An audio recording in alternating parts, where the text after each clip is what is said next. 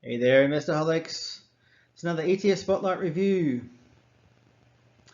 Today we'll be taking a look at DIGA, which is the Cosmos Global Digital Miners Access ETF, and brought to you by Cosmos Asset Management. This one is listed on Chi-X, so not the ASX. So the Chi-X is one of the smaller exchanges in Australia. If you're interested in this one, it'll give you access to the so-called picks and shovels of companies listed globally on national stock exchanges with primary business focused on cryptocurrency mining and infrastructure. So pretty much all the back end for crypto. So I mean, this is potentially another way to get access to cryptocurrency. Hey there, Investorholics. This is Scott. KrackTheSky Value Investing will be giving you up-to-date investing news and content so you can navigate the markets wherever you are. My mission is to give you the knowledge and the confidence to take control of your personal finance. Expand your investment horizon and crack your financial sky.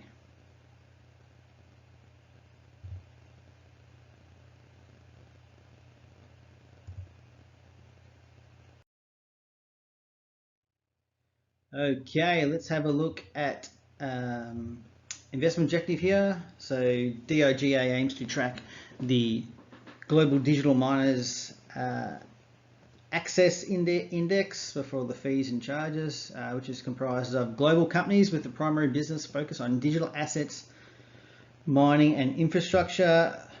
So digital miners total return index.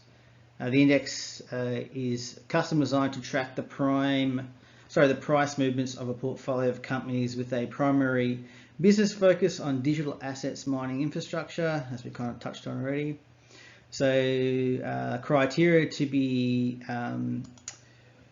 included in the index. So eligible equity securities must be stocks traded on global exchanges covered by Standard & Poor's, Dow Jones indices. Securities must be in companies conducting businesses focused on blockchain technology, digital asset mining, multi-type businesses and personal systems, and involved in infrastructure for digital asset mining. Also, companies must generate at least 8% of their revenue from these activities. Also have a minimum free float adjusted market cap of greater than $100 million, so no tiddlers, and have a medium daily trading volume of greater than $1 million, calculated over a period of at least 30 days. As always, we need to know why. So gives us exposure to companies that solve computational math algorithms to create the Bitcoin, also known as Bitcoin mining. Gives us exposure to companies that provide blockchain infrastructure, also exposure to companies that provide services and infrastructure to the blockchain. Okay, let's have a quick look here. We got a net asset value today of $3.59, trading exactly at $3.59, so matches up with the net asset value. So if you're looking to buy, I mean, you're going to get pay exactly what the net asset value of the underlying securities is, so that's not too bad. Market cap of $2.3 million, so it's very small. Market, so costs. So your fees is 0.9%, so that's quite high in the scheme of things. So it's something definitely to be mindful of. Distribution, nothing as of yet. Obviously, if there's no distribution, there's no dividend. So most of you guys would know the algorithm governing Bitcoin has limited to total supply of Bitcoin to 21 million. With close to 19 million coins have been already generated, so there's not a lot of coins to go. The algorithm controls the supply, which is halved every 4 years till the 21 million coins is reached. This unique element of Bitcoin provides investors with scarce asset and fixed supply eliminating any inflation aspects to the network, so you can't just kind of turn on and create more Bitcoins. The Bitcoin holding is the largest market cap in digital assets, and the familiarity with investors have Bitcoin, so pretty much they're quite familiar with Bitcoin. It has a similar position to that of gold for the past generation, so hedge against inflation, I suppose. In addition, the networks, so the world's largest asset managers like BlackRock, Fidelity, Vanguard have publicly disclosed that they have invested hundreds of millions of dollars into major mining stocks, which have shown high triple price increases over the last year, so gone up 3 or 4 times.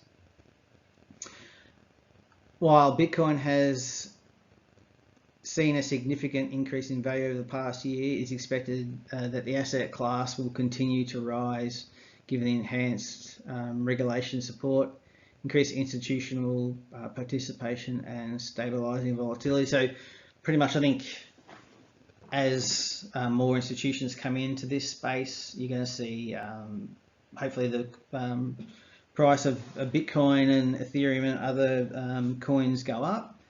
So that's good for investors and also legitimizes Bitcoin. But pretty much if we can get access to all the companies that support the network, we can also get good share or good asset appreciation doing it that way as well. So not necessarily having direct exposure to Bitcoin. So Bitcoin has outperformed all other asset classes in the past 8 or 10 years. The annualized return to the asset has been about 230%, which is about 10 times the next best performer on the NASDAQ 100. So cryptocurrency and blockchain assets have a very low to no correlation to the most major asset classes. So that's another thing to consider when you're looking at investing. Quite possibly putting some of your assets into non-correlated sectors. So, you know, that could potentially make crypto and mining assets and things like that ideal a candidate for diversification of a portfolio. So, you know, putting a few % of your portfolio into Bitcoin or cryptocurrencies and or the miners. So multiple ways to get exposure. As always, we need to do our research, so have a look at CRYP or FTech. So there are a couple others. I'll leave a card there so you guys can get to those quite easily.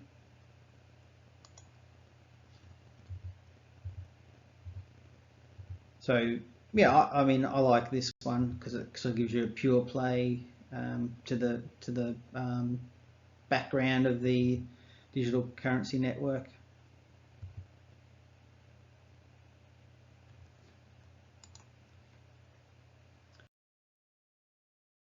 Okay, so Holdings, Galaxy Digital, Riot Blockchain, Marathon Digital Holdings, Hut 8 Mining, Hive Blockchain Technologies, Bitfarm, Canaan, Argo Blockchain, Mawson Infrastructure, and Bit Digital. So a lot of those I don't really know who the hell they are, but if you're kind of a bit more experienced in this space, then you probably know a few of those names. We had an inception date of 28th of October, so it hasn't really been running that long. So we're looking at 3-4 months. So really, I mean, you can see here that the fund's down 22%. So I definitely think this thing's got a lot more to run, and something. I mean, I'd be keeping an eye on it. Quite possibly not going into it now, but keeping an eye on it. So, you know, as I kind of touched on before, portfolio diversification. So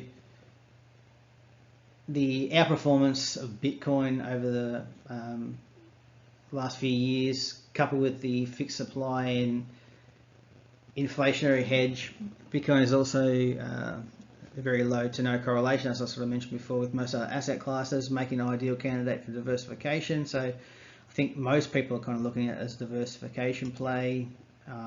Would you put all your assets in it? I don't know about that. Investing in Bitcoin and Bitcoin mining stocks will provide investors with the opportunity to not only diversify the portfolio and have a hedge against inflation and currency debasement, but also to participate in the decentralization of future money. So yeah, like I say, I mean, I like these type of things, or these type of plays or asset classes bit more than the actual cryptocurrency itself. So this product is likely to be appropriate for customers seeking access to new and emerging technologies and payment systems, being global digital asset mining companies, to be used as a satellite component. So that's kind of how I look at it. It's a satellite, so maybe 5% type thing in your portfolio if you're really interested in it. And always, I think these type of things, you're looking at medium to long-term investment time frame, and pretty much this one, I'd say really it's ultra high risk, a high risk return.